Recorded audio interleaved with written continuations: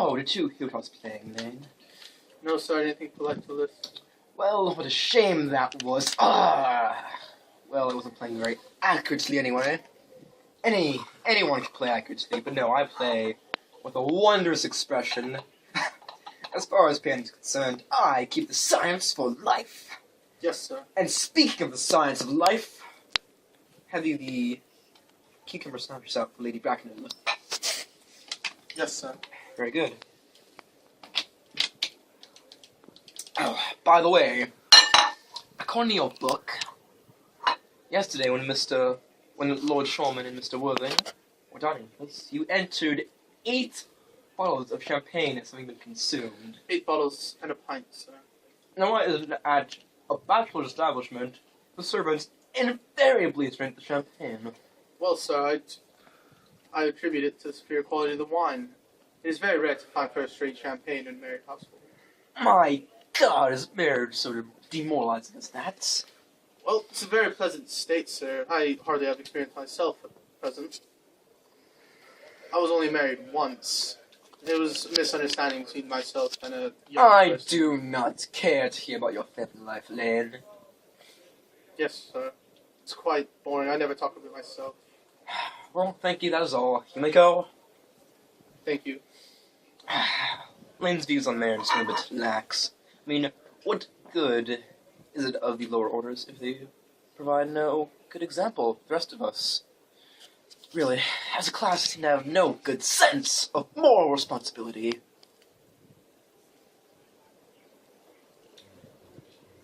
Mr. Earnest Worthing.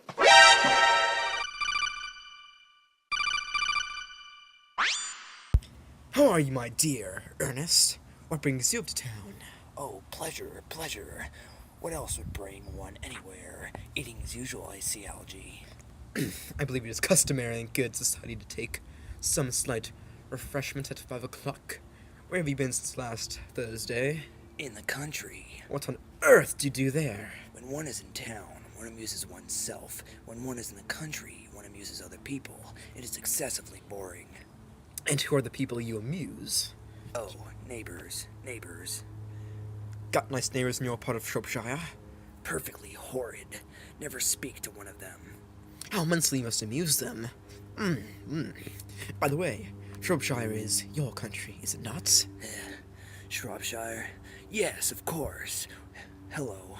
Why all these cups? Why cucumber sandwiches? Why such reckless extravagance in one so young? Who is coming to tea? Oh, merely Aunt Augusta and Gwendolyn. How perfectly delightful. Yes, that is all very well, but I'm afraid that Aunt Augusta won't quite approve of your being here. May I ask why? My dear fellow, the way you flirt with Gwendolyn is perfectly disgraceful. It's almost as bad as the way that Gwendolyn flirts with you. I am in love with Gwendolyn. I have come to town expressly to propose to her. I thought you'd come here for pleasure. I call that business. How utterly unromantic of you. I really don't see anything romantic in proposing. It's very romantic to be in love, but nothing is romantic about a definite proposal. Why, one may be accepted, one usually is. I believe, then, the excitement is all over. The very essence of romance is uncertainty. If I ever get married, I'll suddenly try to forget that fact. I have no doubt about that, dear Algie. The divorce court was specially invented for people whose memories are so curiously constituted. Oh, there is no use speculating on that subject. Divorces are made in heaven. Please do not touch the cucumber sandwiches. They are ordered specially for Aunt Augusta. Well, you've been eating them all the time. That is quite the matter. She is my aunt. Have some bread and butter. The bread and butter is for Gwendolyn. Gwendolyn is devoted to bread and butter. And very good bread and butter is, too.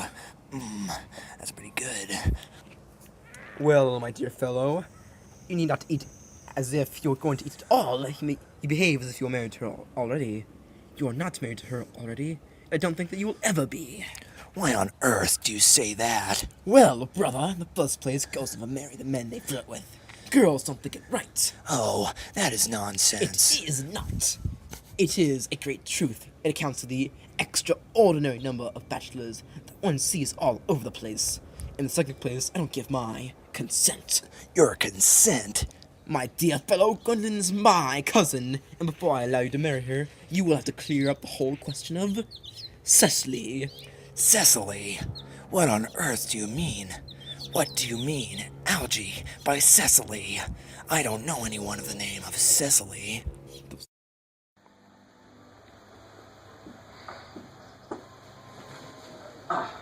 Please bring me the suitcase Mr. Worthing left in the smoking room. Last time we talked together. Yes, sir. Do you mean to say you've had my cigarette case all this time? I wish to goodness you would let me know. I've been writing frantic letters to Scotland Yard about it. I was very nearly offering a large reward. Oh, well, I wish you would offer me one. I happen to be more than usually hot up. There is no good offering a large reward now that the thing is found. There you go, sir. Thank you.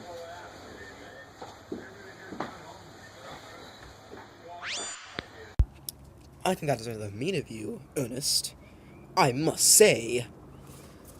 However, it makes no matter, for now that I look at the inscription inside, I find that the thing isn't yours after all. What do you mean?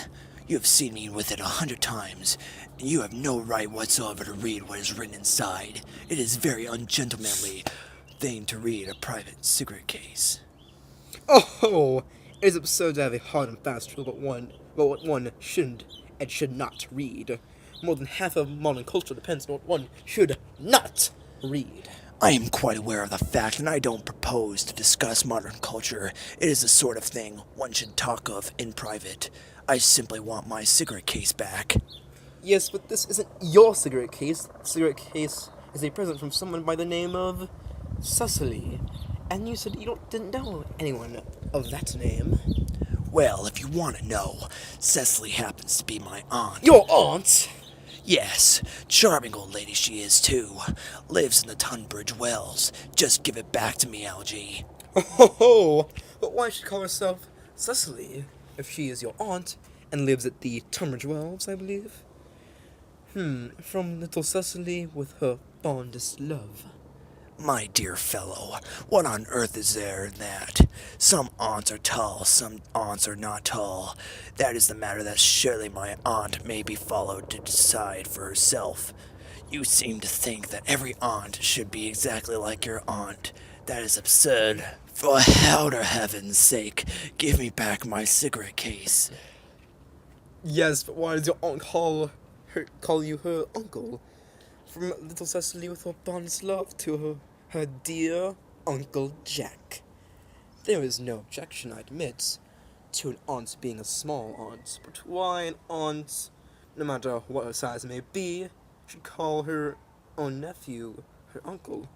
I can't quite make it out. Besides, your name isn't Jack at all. It is Ernest. It isn't Ernest, it is Jack. You've always told me it was Ernest.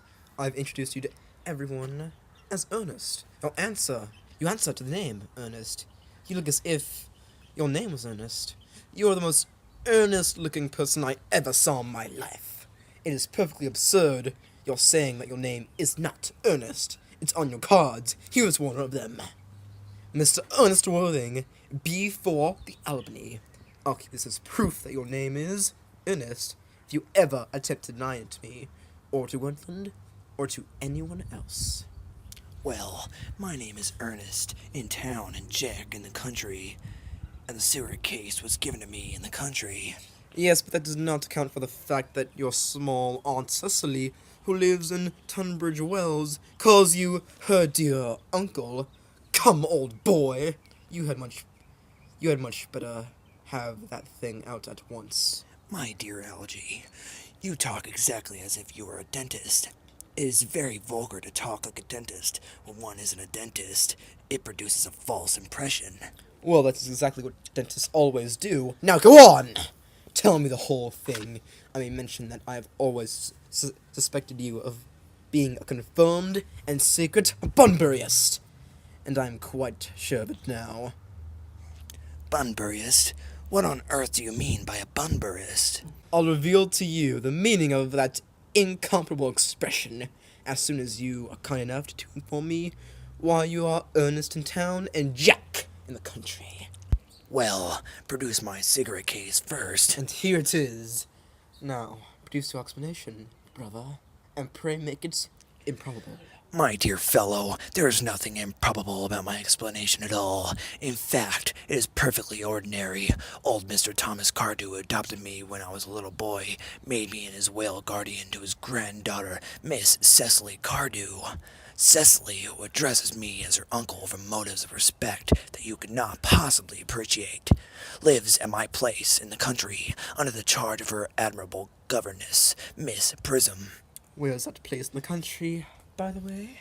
That is nothing to you, my dear boy. You are not going to be invited. I may tell you candidly that the place is not in Shropshire. I suspected that, my dear fellow. I have bunburied all over Shropshire on 2 separate occasions. Now, go on. Why are you Earnest in town and Jack in the country?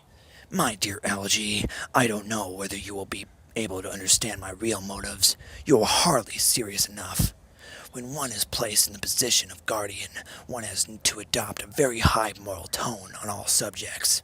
It's one's duty to do so, and as a high moral tone can hardly be, he said, conduced very much to either one's health or one's happiness. In order to get up to town, I have always pretended to have a younger brother of the name of Earnest, who lives in the Albany, and gets into the most dreadful scrapes. That, my dear Algie, is the worst truth, pure and simple. The truth is really pure, never simple. Modern life would be very tedious for either, and modern literature a complete impossibility. That wouldn't be at all a bad thing. Literary criticism is not your forte, my dear fellow. Don't try it. You should leave that to people who have not been at a university. They do it so well in the daily papers.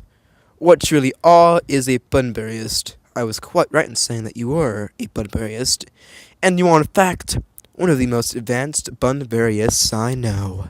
What on earth do you mean? You invented a very useful younger brother called Earnest, in order that you'd be able to come up to town as often as you like. I had invented an invaluable permanent invalid called Bunbury, in order that I'm able to choose to go down into the country whenever I choose. Bunbury is perfectly invaluable. If it wasn't for Bunbury's extraordinary bad health, for instance, I wouldn't be able to dine with you at Willis's tonight, for I would have been really engaged on Augusta for more than a week. I haven't asked you to dine with me anywhere tonight. I know, you are absurdly careless about sending out invitations. It is very foolish of you. Nothing annoys people so much as not receiving invitations. You had much better dine with your Aunt Augusta. I haven't the smallest intention of doing anything of the kind. To begin with, I dine there on Monday, and once a week is quite enough to dine with one's own relations. In the second place, whenever I do dine there, I am always treated as a member of the family and sent down with either no woman at all or 2. In the third place, I know perfectly well whom she will place next to me tonight. She will place me next to Mary Farquhar, who always flirts with her own husband across the dinner table.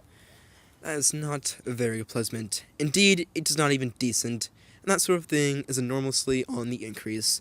The amount of women in London who flirt with their own husbands is perfectly scandalous. It looks so bad.